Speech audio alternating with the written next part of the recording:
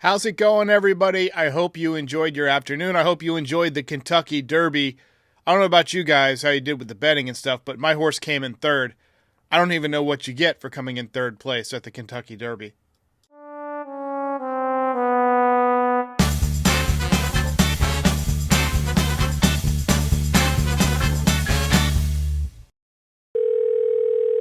Derek, this is Tony P. from Virginia. Absolutely love your show. You're my go-to every time I need some Yankee content, which is every day. But I just wanted to say I thought what Verdugo did in yesterday's game is what the Yankees should do more of, especially when their offense is being shut down. Try to find a way to score some runs, any runs, and that could potentially start a rally like it did last night. Thought it was a great game. Thank you for everything that you do. Absolutely love it. I loved the bunt from Verdugo. Obviously, he's had some big hits for us. He's made some nice defensive plays. He takes good routes. There's a lot to like about Alex Verdugo. One word that comes to mind when I think of Alex Verdugo is gamer.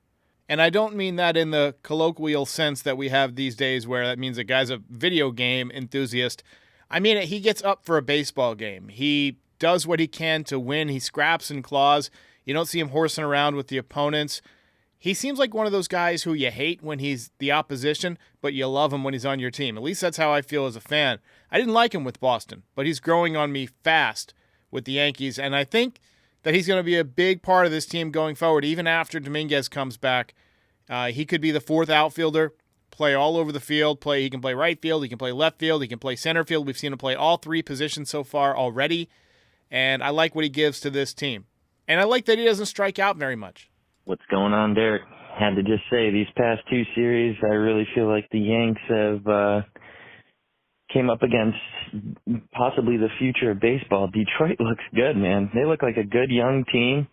Obviously with Baez there kind of holding them back, an older veteran guy who's not playing up to his potential. But besides that, the Orioles and Tigers look legit this year, man. They look like they're going to be good for years to come. Two teams that have benefited from good draft picks. Today, the Tigers had two number one overall draft picks. They had Casey Mize going, and they had Spencer Torkelson. The Orioles obviously tanked for 4 years and had 6 losing seasons. And so they got some good draft picks, and to their credit, they've drafted and developed well. The Yankees have been trying to be aggressive in the international markets. Obviously, Dominguez, but also Roderick Arias, some of these other folks, and they've made some good draft choices. Spencer Jones looks like he's going to be a great draft choice. George Lombard looks like he's going to be the real deal as an infielder. We saw him in spring training hitting a home run at 18 years old. Very impressive. So, obviously some good teams, and wait till you see Tariq Skubal tomorrow. That guy is ridiculous. Hey, Derek. Jeffrey Cole in Pennsylvania. I was wondering what your take is on Estevan Florial hitting 300 and raking for the Guardians.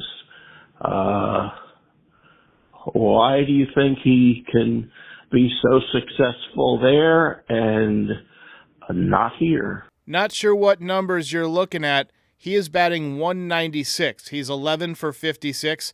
He does have 3 home runs. He does have 1 stolen base, but he's got a 286 on-base percentage, which is obviously not good. He's already struck out 26 times in 56 at-bats, so he's on pace for like 250 strikeouts. Estevan Florial sucks. He's not going to be good. He's not going to last in the league more than, probably another few months, and then he's going to be released. Eventually, he's going to be in Japan, would be my guess, but he's not a good baseball player, so I wouldn't worry too much about Estevan Florial.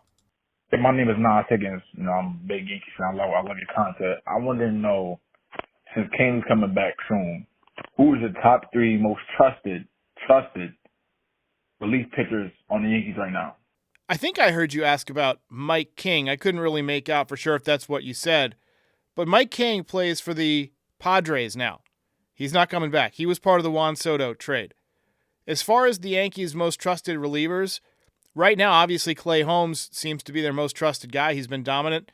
Luke Weaver seems to be gaining some importance in the bullpen. Ian Hamilton gets the ball a lot in key situations. I think those would be the top 3 right now. in terms of performance. Caleb Ferguson seems to be getting a lot of opportunities. He's had some ups and downs. Those a lot of meatballs. But, yeah, I mean, we got Nick Birdie coming back pretty soon. He's going to be trusted because he's got some lights-out stuff when he can command it. And we're also going to be getting Tommy Kahnle back. He should be somebody the Yankees trust a lot once he's able to take over. And also, Scott Effross coming back mid-season. He's a sidearm slinger. I think the Yankees are going to see a lot of him down the stretch. This is Nick in Scottsdale, Arizona. I was just curious, is there any conversations going on about maybe putting DJ at second base instead of Torres? I haven't heard anybody talk about that yet, unless I'm missing something. If you think about how many balls are hit up the middle, there's more balls hit to second base and shortstop than any other position. And he doesn't have the mobility, I don't think, to play second base anymore. I mean, he might fill in once in a while, but he's pretty much, at this point in his career with his mobility, become a corner infielder. Third base, first base. I think he's going to play third base and maybe back up for Rizzo whenever Rizzo needs a spell at first base and they want to get Cabrera or Birdie into the lineup. But I don't think he's going to be taking over at second base. I think the Yankees are stuck with Gleyber Torres. He's been awful this year, but maybe he'll come around. I mean, he's got a good track record, but he does not look good right now. Thanks for the call. My name is Eddie K. out of South Carolina, and I really appreciate you at the end of the night, at the end of the game. So you have it great and keep it up. Bye.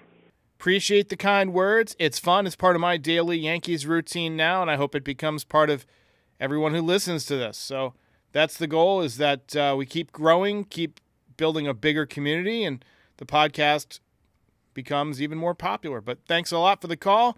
All right, everybody, I'll see you after the postgame on Sunday. Thanks for this nighttime edition of Morning Yanks and all your calls. I'll see you next time.